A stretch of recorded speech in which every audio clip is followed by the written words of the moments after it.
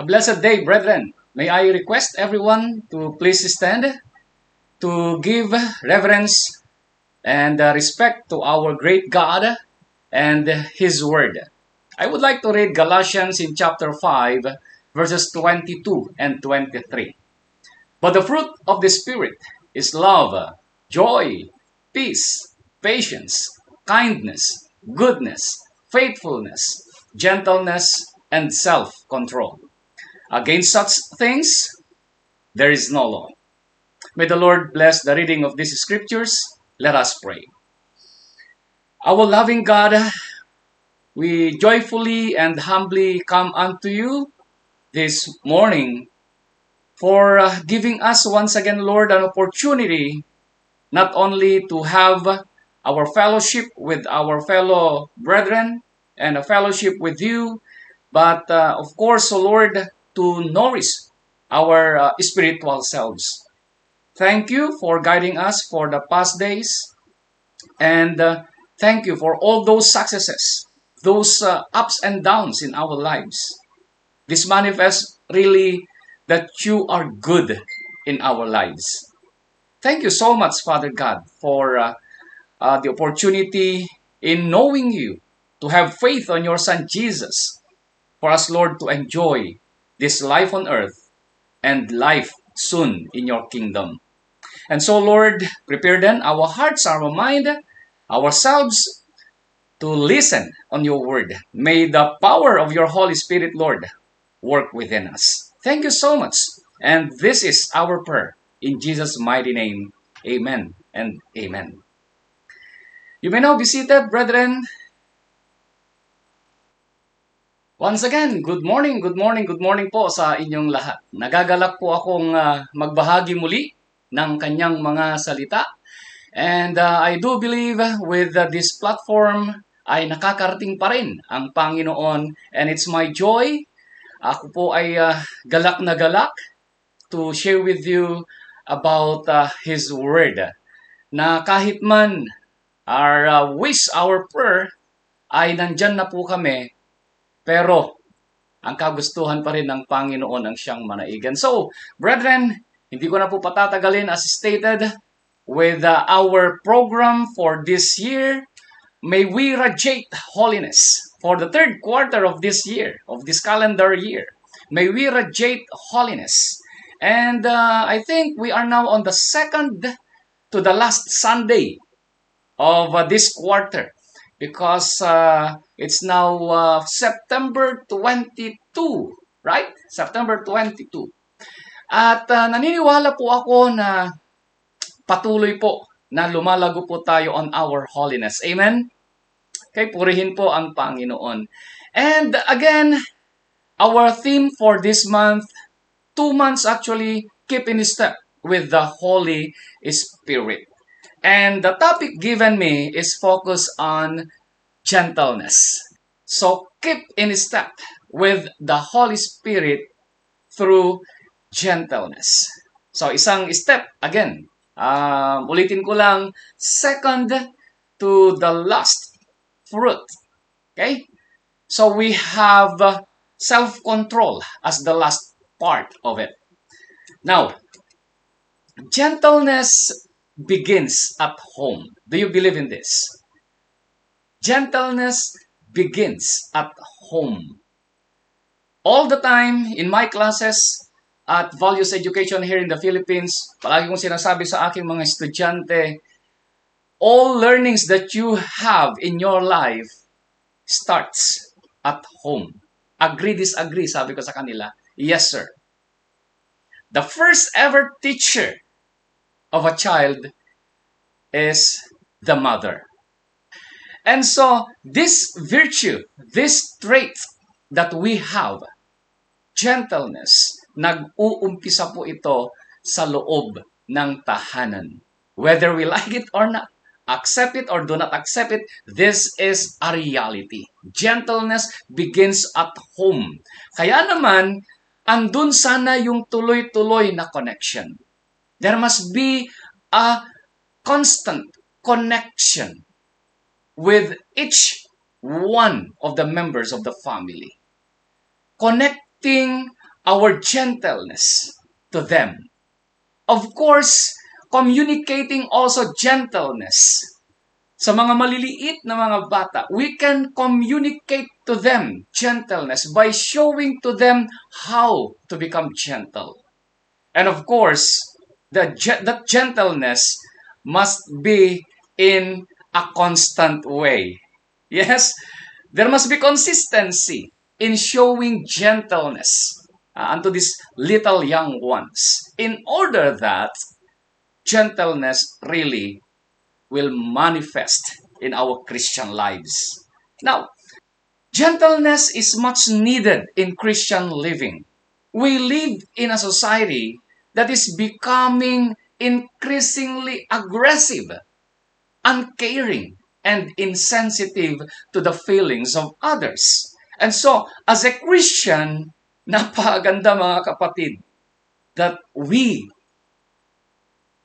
unang-una sana, as a Christian, we as Christians in this world, in the community that we are living with, nakikita sana this trait, gentle, being gentle.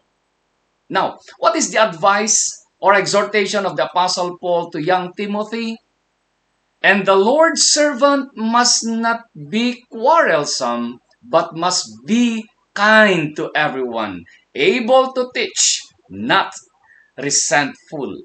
So as a Christian, living in one community, in one society, napakaganda po na naipapakita natin this fruit of the Spirit, being gentle. So I would like to discuss now then the different details of gentleness, of this virtue of being gentle. Okay, number one detail, the characteristics. Okay, considering the characteristics of this virtue. First, I would like to share with you the definition. Gentleness is the quality of being kind, tender, or mild-mannered, meaning meek. Meekness must be manifested. The quality of being meek, the quality of being kind, the quality of being tender, and mild-mannered. Now, of course, with the various translations of the Bible, we can see here a translation coming from John Wycliffe, gentle, being gentle. He discussed it, or he wrote it, being patient. And of course, to Tyndale Dake and Cranmer, a softness. And to Geneva Bible, the patient mind. Of course, to Reims Bible, modesty. And the Revised Version of the New International Version, forbearance. Same with patience. Softness. Okay? Modest. And of course, the King James Version, there must be moderation. So being gentle is to be moderate. And the last one, at ito yung gustong-gusto ko na makita natin, according to Matthew Arnold, sweet reasonableness. Okay, so with this definitions, we can see that gentleness really is a great virtue that a Christian must possess, that a Christian must have. So, with a description of this virtue, it describes the courtesy and graciousness which should characterize a Christian gentleman. This must be the picture of a Christian. This must be the description. This must be the idea that a Christian must have. Being gracious, okay? Being kind, being tender. Now, ano pa?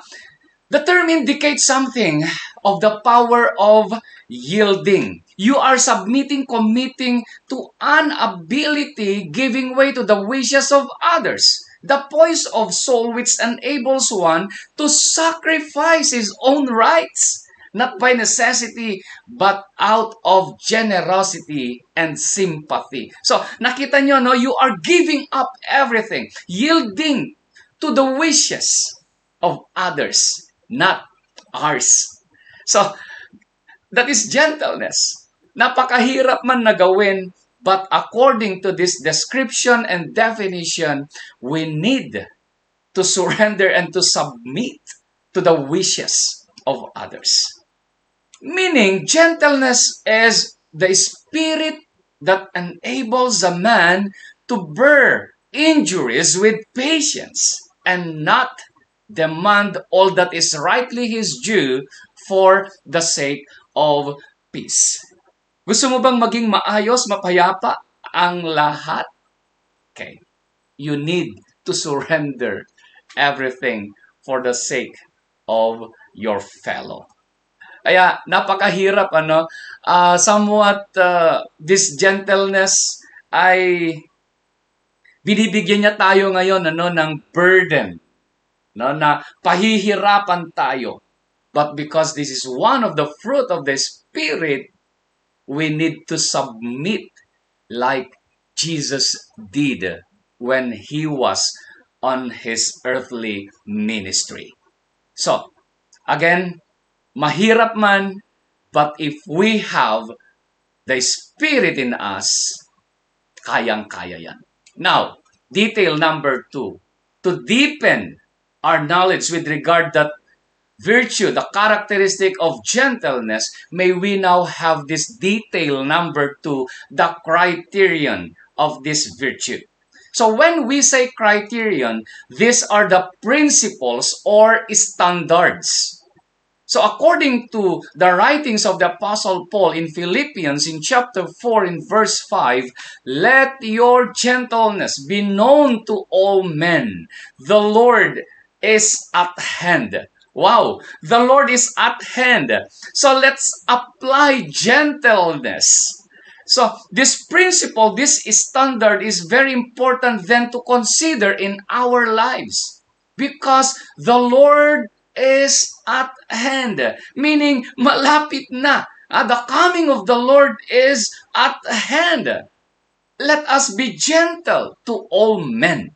So, with regards to this criterion, gentleness is to be a personal quality of all Christians. Taking a look to these 3 areas wherein gentleness must be manifested. Starting from the leaders.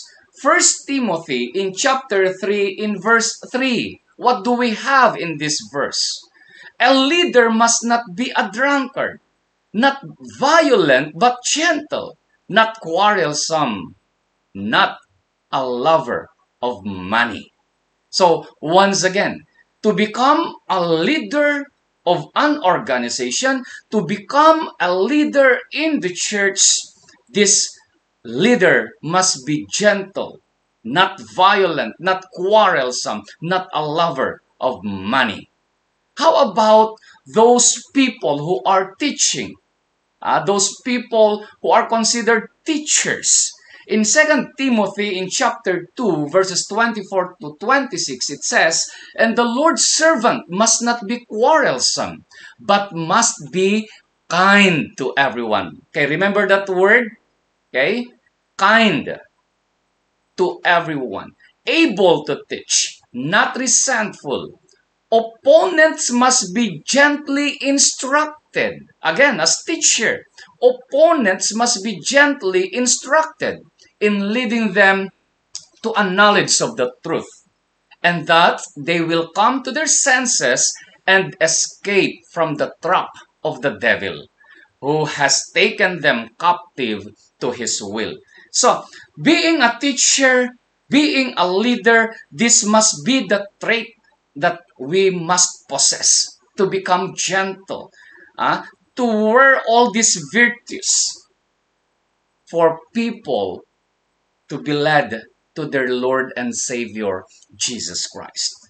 And of course, to all of us Christians in Titus chapter 3, verses 1 and 2, sinabi niya, si Apostle Paul, sinabi niya kay Titus, remind the people to be subject to rulers and authorities, to be obedient, to be ready to do whatever is good, to slander no one, to be peaceable and considerate, and always to be, again, andyan na naman yung word, to be gentle toward everyone.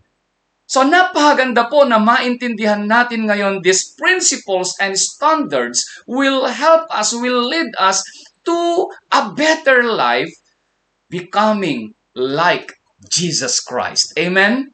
So, it is a personal quality of an individual. Napakagandang trait na isuot nang sa ganoon maging maayos ang ating Christian life. And so, to beautify more this virtue, after having those characteristics and criterion, may we now then cultivate this virtue. The cultivation of this virtue. Maaring ang tanong natin, how? How to cultivate this virtue, this gentleness in my life. Now, there are accurate scriptural view of ourselves. Tignan muna natin. Manalamin po tayo. Let us look on a mirror. So, with this scriptural view. Number one, sino ba tayo in the sight of God? Okay, who are we in the sight of God? In Romans, in chapter 3, in verse 23, it states that, for all have sinned and come short of the glory of God. No one among us is righteous in His sight. All of us were sinners, wicked in His eyes. But, taking a look on this blessing of the Lord, for the wages of sin is death, but the gift of God is eternal life through Jesus Christ our Lord. Amen? Yes, we are all sinners. We are wicked people in His eyes, but because of that gift, we can now escape death as the wages of our sins. Through our faith, through accepting Jesus in our lives as our personal Lord and Savior, we can now live life eternal in His kingdom. Why? Because we have Jesus Christ in our lives. Kaya naman napakaganda yung sinabi ni Apostle Paul to the Ephesian believers, for by grace you have been saved through faith. And this is not your own doing. It is the gift of God. Regalo po ito na tinanggap natin. God is so gentle to us. He did not let us to continue sinning, to live on that wicked life. Inialis po niya tayo. He redeemed us. And so, what I am explaining now is, if God is so gentle in our lives, napakaganda rin sana that we also become gentle to our brethren. Di ba? O, sabihin mo na yan dyan sa katabi mo, I love you, sister. I love you, brother, in the love of God. Okay? Amen? Amen. Napakaganda po yung ginawa ng Panginoon sa ating mga buhay. Though we are sinners, minahal pa rin niya tayo. And so, train our minds to regard people with gentleness. After knowing na ang Panginoon, He has forgiven us, let us train our minds, our heart to regard people with gentleness. What God has done for us, may we review, to forgive us our sins when we really deserve to be punished. Di ba? We deserve to be punished. We deserve to die. But what God has done for us? Number 2, to give us eternal life and a home in heaven when we really deserve eternal death. Saan? In hell. And number 3, to have the privilege of walking with Him when we really deserve to be left to continue walking in our own ways of destruction. So God is so good in our lives. He has done great things in our lives. And so, what shall I do then? Okay, to regard people with equal gentleness. Now, also, to give a finality I would like to use Ephesians chapter 4 in verse 32 to cultivate gentleness in our lives. Anong sabi niya? Be kind to one another, tender-hearted, forgiving one another as God in Christ forgave you. O, di ba? So, napakaganda yung ginawa ng Panginoon. And so, ano rin ang gagawin ko ngayon sa aking kapwa? What shall I do also in this life as a Christian? Let us remember, this world has been corrupted by the devil. Sinira na ng dyablo ang mundong ito sa kanyang mga maling gawa. And so be kind to one another, tender-hearted, forgiving one another. Amen? Forgiving one another. Because God in Christ has forgiven us. Okay, napakabuti ng Panginoon. Praise the Lord. Now, and detail number 4. After having that characteristics, after knowing those criterions or the standards, the principles that we must have, and of course, with the cultivation of gentleness in our lives, may we now move on to detail number 4, the application, completion of this virtue in our lives. Tunay nga naman, anong silbi na nagluto ka, inihain mo, then pinanood mo lang. Diba? Mabubusog ka ba?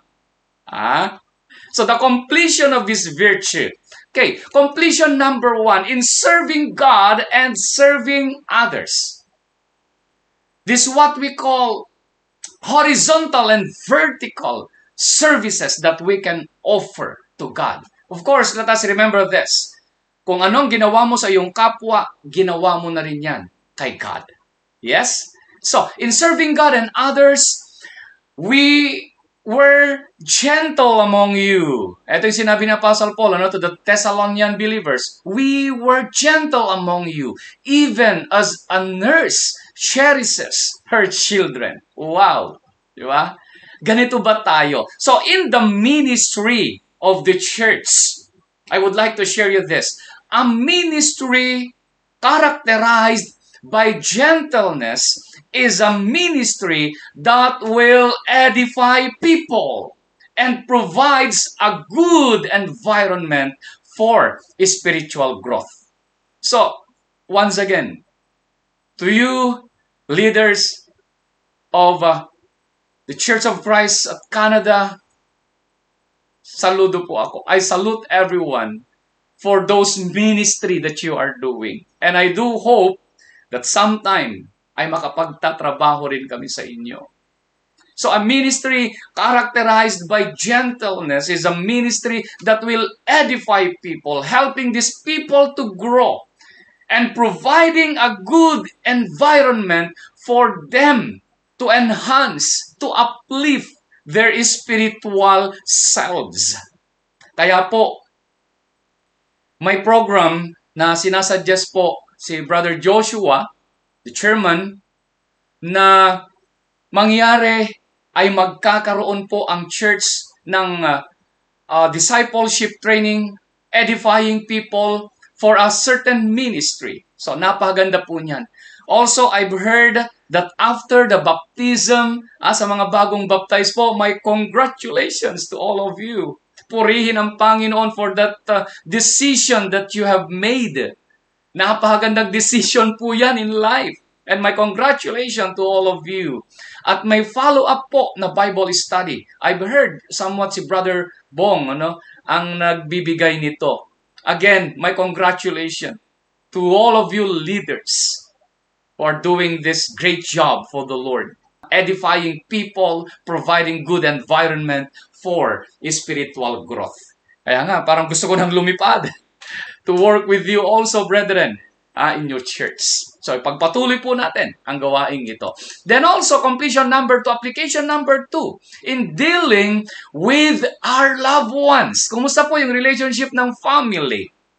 Again, going back to my introduction, nag-uumpisa po ang lahat ng bagay in the home. So, kumusta po ang loob ng tahanan? Ang bahay ba natin ay nagiging tahanan ng bawat miyembro? Yan po isang statement ko sa aking mga estudyante. Ang bahay ba ay nagkakaroon ng buhay at nagiging tahanan yung bahay? So in dealing with our loved ones, kumusta po yung gentleness na ipinapakita po natin? Let us be careful to be just as gentle with our parents, with our brothers and sisters in our family, with our spouse, and with our children. Are we gentle with them? You know, I for one, na isang anak, nakikita ko po ang aking mga parents na habang tumatanda sila ay nagiging sensitive po sila. So, somewhat parang yung mga buto rin nila na habang tumatanda sila ay nagiging brittle at madaling maputol, ma-fracture. How are we going to treat these parents? Yan. So with our brothers and sisters, pinahahalagahan ba natin sila as part of our family? Are we gentle to them? To our spouse, baka nasasaktan. O yung asawa mo, tingnan mo. Kumustahin mo. Kapatid, are we gentle with them? To our children, to the young ones, nakikita ba nila yung pagiging gentle natin? Wow! A completion of this virtue. Napakahalaga. And completion number 3, of course, in giving warning and in rebuking others. Ayan. Yung mga nakikita po nating mga tao sa ating paligid na gumagawa po ng hindi maayos. Ito po, parte po ng ating pagiging gentle. Now, in Galatians chapter 6 verse 1, it says, Brethren, if one is caught in any trespass, you who are spiritual, restore such a one in a spirit of gentleness. Wow! Paano natin siya tatanggapin as a brother kapag meron siyang hindi magandang ginagawa? Hayaan na ba natin at sabihin, bahala ka sa buhay mo? Hindi po. We have a responsibility with them. Papasok yung isang criminal, masamang tao sa ating church. Are we going to say and telling them na, oy, you're not worthy to be in this church? Brethren, if one is caught in any trespass, you who are spiritual, restore such a one in a spirit of gentleness. And of course, being gentle, be careful also, because maybe you will be affected and infected with the trespass that he is doing. So, let us be careful also. But be gentle with them. Mahal din sila ng Panginoon. Amen? Mahal sila ng Panginoon. The Lord wanted everyone to be saved. Kaya tulungan po natin sila. Let us be gentle with them. And so, we should never use a holier-than-thou tone whenever we give such warning, but rather a tone of urgent, loving concern for the welfare of the erring brother or sister. Ang ganda nito. I like this statement. We should never use a holier-than-thou tone. Mas banal ako sa'yo. No. Let us be humble. So whenever we give such warning, magkaroon sana tayo ng urgent, loving concern for the welfare of that brother or sister. Okay? Now, as I conclude, brethren, napakahaba na yata yung aking sinabi. Be completely humble and gentle. Be patient, bearing with one another in love. Make every effort to keep the unity of the Spirit, the bond of peace, or through the bond of peace. I repeat, be completely humble and gentle. Be patient, bearing with one another in love. Make every effort to keep the unity of the Spirit through the bond of peace. And so, Being gentle, again, let us remember the characteristics of it, the criterion, meaning the principles and the standards necessary for it, the cultivation and the completion. At kung magagawa po natin ito, wow, the fruit of the Holy Spirit to become holy ay andyan na ipapakita natin. Nawa, ang mga mensaheng ito ay tumimo po sa ating puso at isipan. God bless everyone. See you soon. Yun po yung ating panalangin ngayon. Yun po yung aming panalangin ngayon. Help us pray for the approval of that Elmia. Thank you so much and God bless everyone.